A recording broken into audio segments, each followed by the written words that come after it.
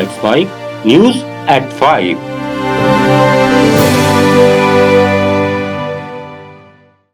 नमस्कार, let's mic में आप सुन रहे हैं न्यूज एट 5। बुलेटिन की शुरुआत हम करेंगे आज की सबसे बड़ी खबर से, फिर जानेंगे देश दुनिया और आपके अपने राज्यों तक की बड़ी अपडेट्स। देश ने आज आजादी की 79वीं वर्षगांठ मनाई। प्रधानमंत्री नरेंद्र मोदी ने लाल किले पर तिरंगा फहराया और राष्ट्र के नाम संबोधन दिया। इसमें उन्होंने ऑपरेशन सिंदूर की सफलता की सराहना की। उन्होंने कहा कि यह ऑपरेशन पहलगाम आतंकी हमले पर भारत के आक्रोश का प्रतीक है। पीएम मोदी ने लाल किले से 2 घोषणाएं की। उन्होंने विकसित भारत रोजगार योजना लॉन्च की, साथ ही दिवाली तक टैक्स कम करने वाली जीएसटी रिफॉर्म स्कीम लाने की बात कही। उन्होंने आतंकवाद, सिंधु समझौता, आत्मनिर्भरता, मेड इन इंडिया, नक्सलवाद और अवैध घुसपैठियों पर भी अपनी बात रखी। उन्होंने कहा कि आज मुझे लाल किले की प्राचीर से ऑपरेशन सिंदूर के वीर जांबाजों को सलाम करने का अवसर मिला है। आज 15 अगस्त का एक विशेष महत्व भी मैं देख रहा हूं। मुझे बहुत गर्व हो रहा है। आज मुझे लाल किले की प्राचीर से ऑपरेशन सिंदूर के वीर जांबाजों को सैल्यूट करने का अवसर मिला है। हमारे वीर जांबाज सैनिकों ने दुश्मनों को उनकी कल्पना से परे सजा दी है। पीएम ने कहा कि भारत ने तय कर लिया है कि खून और पानी एक साथ नहीं बहेंगे। देशवासियों को पता चला है कि सिंधु का समझौता कितना अन्यायपूर्ण है, कितना एक तरफा है। भारत ने तय कर लिया है खून और पानी एक साथ नहीं बहेंगे। अब देशवासियों को भली भांति पता चला है कि सिंधु का समझौता कितना अन्यायपूर्ण है, कितना एक तरफा है। भारत से निकलती नदियों का पानी दुश्मनों के खेत को सींच रहा है और मेरे देश के किसान, मेरे देश की धरती पानी के बिना प्यासी है। वहीं रक्षा मंत्री राजनाथ सिंह सहित कई केंद्रीय मंत्रियों, मुख्यमंत्रियों और जनप्रतिनिधियों ने विभिन्न स्थानों पर तिरंगा फहराया और आजादी के आंदोलन में वीर गति पाने वाले शहीदों को श्रद्धांजलि दी। सोशल मीडिया से लेकर जनसभाओं तक नेताओं ने स्वतंत्रता दिवस की शुभकामनाएं देते हुए देश की उपलब्धियों का जिक्र किया और आने वाले वर्षों में भारत को और मजबूत और आत्मनिर्भर बनाने का संकल्प दोहराया। राजधानी दिल्ली सहित देश भर में स्कूलों, सरकारी दफ्तरों और सार्वजनिक स्थानों पर ध्वजारोहण हुए, जिनमें बड़ी संख्या में लोग शामिल हुए। प्रधानमंत्री ने स्वतंत्रता दिवस पर अपने संबोधन में 12 साल में पहली बार लाल किले से आरएसएस का जिक्र किया। उन्होंने कहा कि आज से 100 साल पहले एक संगठन का जन्म हुआ, राष्ट्रीय स्वयंसेवक संघ। 100 साल की राष्ट्र की सेवा बहुत ही गौरवपूर्ण है। व्यक्ति निर्माण से राष्ट्र निर्माण के संकल्प के साथ स्वयंसेवकों ने मां भारती के कल्याण के लिए अपना जीवन समर्पित किया। एक तरह से आरएसएस दुनिया का सबसे बड़ा एनजीओ है, जिसका 100 साल का समर्पण का इतिहास है। इस पर कांग्रेस नेता जयराम रमेश ने कहा कि प्रधानमंत्री ने अपने भाषण में आरएसएस का जिक्र उन्हें खुश करने के लिए किया, क्योंकि मोदी अब पूरी तरह उनके भरोसे हैं। सितंबर के बाद जब वे 75 साल के हो जाएंगे तो पद पर बने रहने के लिए मोहन भागवत की मदद जरूरी है। कांग्रेस नेता सुप्रिया श्रीनेत ने कहा कि यह बहुत दुखद है कि देश के प्रधानमंत्री ने लाल किले से उस संगठन का नाम लिया जिसे सरदार पटेल ने प्रतिबंधित किया था। ये कितनी बड़ी विडंबना है और कितना दुखद है कि लाल किले की प्राचीर से इस देश के प्रधानमंत्री ने उस संगठन का नाम लिया जिसको आजादी के महानायक सरदार पटेल ने बैन किया था। उस संगठन का नाम लिया जिससे प्रेरित होकर इस देश के प्रथम आतंकवादी नाथूराम गोडसे ने महात्मा गांधी की हत्या करी थी। उस संगठन का नाम लिया जिसने 53 साल तक तिरंगे का बहिष्कार किया था। उस संगठन का नाम लिया जिसने बाबा साहब की तस्वीरें जलाई थी, जिसने बाबा साहब को बुरा बुरा कहा था। उस संगठन का नाम लिया जिसने संविधान की प्रतियां जलाई, जो संविधान को अशुभ बताता था और अजीब तरह की बातें करता था। बढ़ते हैं आगे। जम्मू कश्मीर के किश्तवाड़ के चेसोटी इलाके में बड़े पैमाने पर बादल फटने से अचानक आई बाढ़ में मरने वालों की संख्या बढ़कर 65 हो गई है, जबकि 100 से अधिक लोग घायल हैं। लोग अचानक पहाड़ से आए पानी और मलबे की चपेट में आ गए। 21 शवों की पहचान की जा चुकी है। अब तक 167 लोगों को बचाया गया है, इनमें से 38 की हालत गंभीर है। सीएम उमर अब्दुल्ला ने कहा कि 100 से ज्यादा अभी भी लापता बताए जा रहे हैं। यह हादसा उस वक्त हुआ जब हजारों श्रद्धालु मचैल माता यात्रा के लिए किश्तवाड़ में पड्डर सब डिवीजन में चासोटी गांव पहुंचे थे। ये यात्रा का पहला पड़ाव है। बादल वहीं फटा है जहां से यात्रा शुरू होने वाली थी। यहां श्रद्धालुओं की बसें, टेंट, लंगर और कई दुकानें थीं, सभी बाढ़ में बह गए। जम्मू कश्मीर के पूर्व सीएम फारूक अब्दुल्ला ने कहा कि मुझे लगता है कि मलबे में 500 से ज्यादा लोग दबे हैं। मुबारक हो, मगर गम भी है। किश्तवाड़ में मुझे लगता है अभी मलबे के नीचे 500 से ज्यादा लोग हैं। मैंने वहां जो डीडीसी चेयरमैन हमारी है उसने कहा हो सकता है हजार लोग होंगे जो सीधे दब गए होंगे। अभी कुछ पता नहीं है, मगर ये गम का मौका भी है। उमर साहब ने दिल की बात कही आज उमर अब्दुल्ला ने, बिल्कुल साफ कहा, साफ किया उसने। दूध का दूध और पानी का पानी रख दिया। तो 2 महीने में आज 6 साल के बाद आपने independence day celebration. Jammu Kashmir के उप मुख्यमंत्री सुरिंदर चौधरी घायल लोगों से मिलने के लिए अस्पताल पहुंचे। उन्होंने कहा कि आज का दिन एक त्योहार है, 15 अगस्त का दिन जश्न का दिन होता है। किश्तवाड़ में एक हादसा हुआ, लोग धार्मिक यात्रा पर थे। हम मचैल मां से दुआ करेंगे कि ऐसा कभी नहीं हो। क्या आंकड़ा है इस वक्त जो जानकारी है? मैं कहता हूं कि हम अध्यक्ष के आंकड़ों में ना जाएं तो अच्छी बात है। और मैं इतना कहूंगा कि जो इंजर्ड्स हैं, मैं उनका ही आपको यह है कि 49 यहाँ वार्ड में हैं और 2 जो हैं वो आईसीयू में हैं।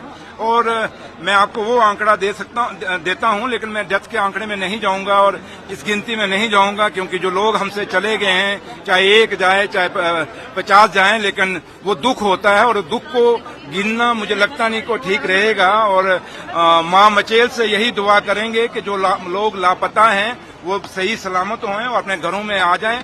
और मां मचेल कृपा करे कि जो डेथें हो गई हैं, जो दुख और अफसोस हो गया है, जो लोग हमसे छोड़कर चले गए हैं, इससे ज्यादा और दुख हमें ना मिले। उधर बंगाल के पूर्वी बर्दवान में नाला फेरी घाट पर तीर्थयात्रियों से भरी एक बस खड़े ट्रक से टकरा गई। इस हादसे में 10 लोगों की मौत हो गई। मरने वालों में 5 बच्चे भी हैं, जबकि 35 लोग घायल हुए हैं। घायलों का बर्दवान मेडिकल कॉलेज में इलाज चल रहा है। रिपोर्ट्स के मुताबिक ये बस बिहार के 45 तीर्थयात्रियों को लेकर गंगा सागर से लौट रही थी। तेज रफ्तार बस के ड्राइवर को झपकी आ गई, जिससे वो NH-19 पर खड़े ट्रक को देख नहीं पाया। पुलिस ने बताया कि तीर्थयात्रियों ने 8 अगस्त को मोतिहारी से अपनी यात्रा शुरू की थी। वे पहले देवघर गए और फिर गंगा सागर गए थे। छत्तीसगढ़ के राजनांदगांव जिले में सड़क हादसे में 6 युवकों की मौत हो गई, जबकि कार चालक गंभीर रूप से घायल हो गया। घटना बागनदी थाना क्षेत्र के चिरचाली नेशनल हाईवे चौराहे के पास हुई, जहां नागपुर से राजनांदगांव जा रही तेज रफ्तार कार की ट्रक से आमने सामने टक्कर हो गई। पुलिस ने शवों को पोस्टमार्टम के लिए भेजकर मामले की जांच शुरू कर दी है। वित्त मंत्रालय ने 15 अगस्त के मौके पर 2 स्लैब वाली जीएसटी संरचना लाने का ऐलान किया है। मंत्रालय की ओर से बताया गया कि इसके तहत मानक और योग्यता के आधार पर चुनिंदा वस्तुओं पर विशेष दरों का प्रस्ताव किया जाएगा। वित्त मंत्रालय ने कहा कि वो 2 स्लैब वाली जीएसटी संरचना 5, 12, 18 और 28% की वर्तमान स्लैब की जगह लेगी। जीएसटी परिषद की बैठक अगले महीने होने की संभावना है। इस बैठक में नए जीएसटी स्लैब पर फैसला किया जा सकता है।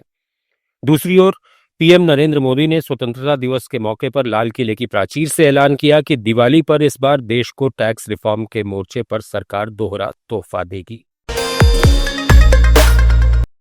सरकार ने आज से नेशनल हाईवे पर यात्रा करने वाले लोगों के लिए एनुअल फास्टैग पास लॉन्च कर दिया है। इस पास की कीमत 3,000 रुपए है, जो 1 साल के लिए वैलिड होगा। इस पास के जरिए यूजर्स 200 बार टोल क्रॉस कर सकेंगे। सरकार का कहना है कि इससे एक टोल क्रॉस करने की कीमत करीब 15 रुपए आएगी और देश भर के नेशनल हाईवे के टोल पर भीड़ कम होगी। इस एक पास से नेशनल हाईवे पर यात्रा के लिए बार बार टोल प्लाजा पर रुकने और रिचार्ज करने के झंझट से राहत मिलेगी। फास्टैग से हर बार टोल क्रॉस करने पर पैसे कटते हैं, लेकिन इस एनुअल पास के साथ आप एक बार 3,000 रुपए लगाकर साल भर में 200 टोल क्रॉस कर पाएंगे। एक टोल पर एवरेज लागत 15 रुपए आएगी। ये उन लोगों के लिए किफायती है जो नेशनल हाईवे पर बार बार ट्रेवल करते हैं।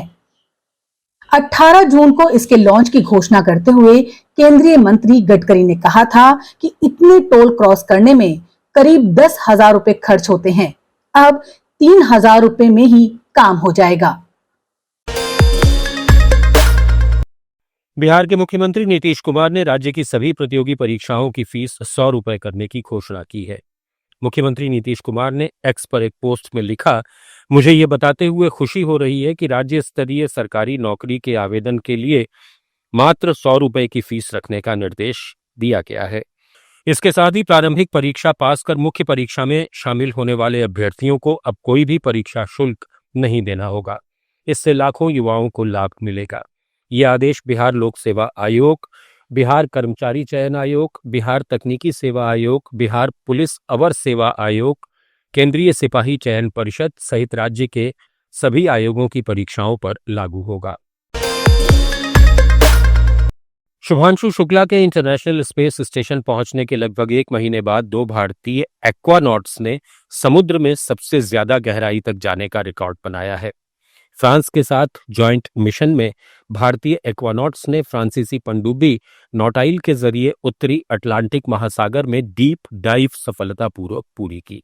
National institute of ocean technology के साइंटिस्ट राजू रमेश 5 अगस्त को पुर्तगाली तट के पास कोर्टा में 4025 मीटर नीचे उतरे।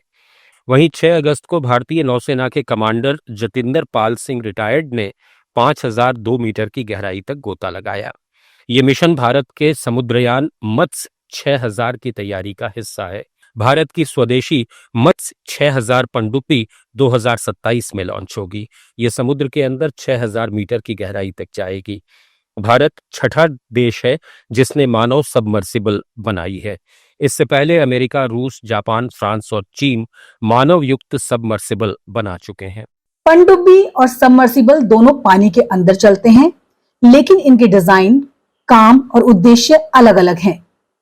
पनडुब्बी एक प्रकार का जलयान है जो सतह और पानी के नीचे दोनों पर काम कर सकता है। ये बिजली या डीजल इंजन से चलता है। पनडुब्बियां आमतौर पर आकार में बड़ी होती हैं और कई लोगों को ले जा सकती हैं। इनका उपयोग मुख्य रूप से टोही, निगरानी और सैन्य उद्देश्यों के लिए किया जाता है। वहीं सबमर्सिबल एक प्रकार का वाटरक्राफ्ट है जिसे सिर्फ पानी के नीचे संचालित करने के लिए डिजाइन किया गया है। यह आमतौर पर आकार में छोटा होता है और सीमित संख्या में लोगों को ले जा सकता है। सबमर्सिबल का उपयोग आमतौर पर रिसर्च के लिए किया जाता है। ये मिलिट्री ऑपरेशंस के लिए नहीं बने होते। सबमर्सिबल को पानी के अंदर जाने के लिए जहाज या प्लेटफॉर्म की जरूरत होती है। यही बात सबमर्सिबल को पनडुब्बियों से अलग करती है, क्योंकि पनडुब्बियां स्वतंत्र रूप से ऑपरेट कर सकती हैं। अमेरिका के राष्ट्रपति डोनाल्ड ट्रंप ने एक बार फिर दावा किया है कि उन्होंने भारत और पाकिस्तान के बीच ऐसा बड़ा टकराव टाल दिया जो परमाणु युद्ध में बदल सकता था।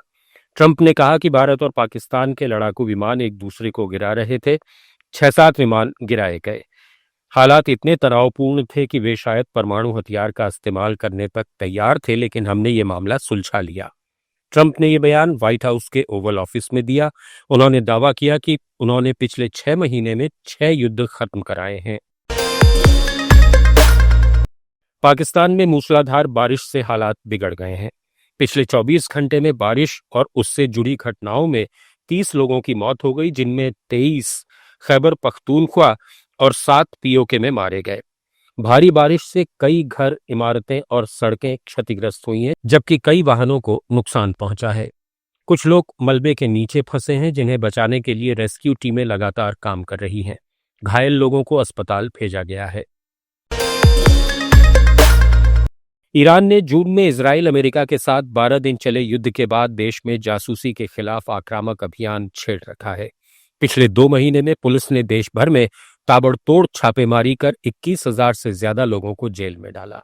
इन पर अमेरिका और इजराइल के लिए ईरान की जासूसी करने के आरोप लगे हैं। इनमें आम नागरिक, वैज्ञानिक, परमाणु एक्सपर्ट से लेकर डॉक्टर, इंजीनियर तक शामिल हैं। न्यूज़ एट 5 में फिलहाल इतना ही। जुड़े रहिए लेट्स माइक के साथ। आप सुन रहे थे let's mike more than radio.